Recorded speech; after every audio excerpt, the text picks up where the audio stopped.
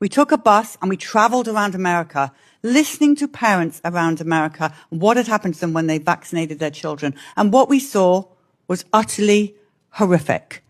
We saw so much death following baby vaccines. These parents would vaccinate their perfectly healthy child, and then their child would die. We saw a video at the beginning of this about the whooping cough. I've interviewed so many parents, and one comes to mind, Carrie Bundy's baby.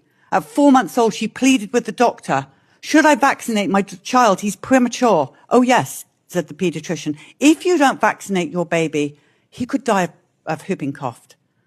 She vaccinated that baby, and he was dead in his crib following that. That is the same story we hear over and over again. These childhood vaccinations, the people of America are telling us they are not safe and effective. We are seriously concerned at Children's Health Defense about the disinformation and misinformation out there being told these vaccines are safety trialed. The safety studies are so good. Yet all we see is death and destruction over and over again. Babies, teenagers, HPV Gardasil, their ovaries are shutting down. They cannot have children anymore. The parents are reporting paralysis. Children paralyzed from the waist down. You shout out about polio to us.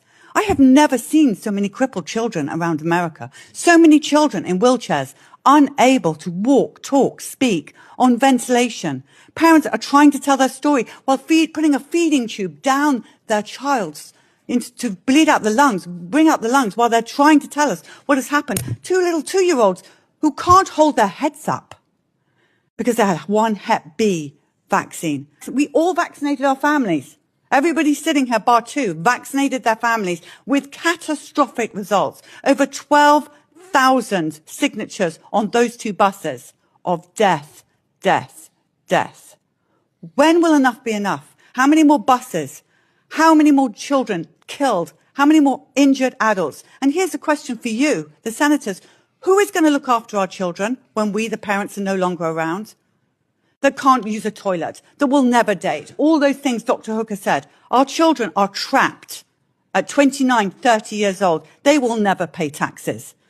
They need 24-hour care because of one vaccine, one moment in time.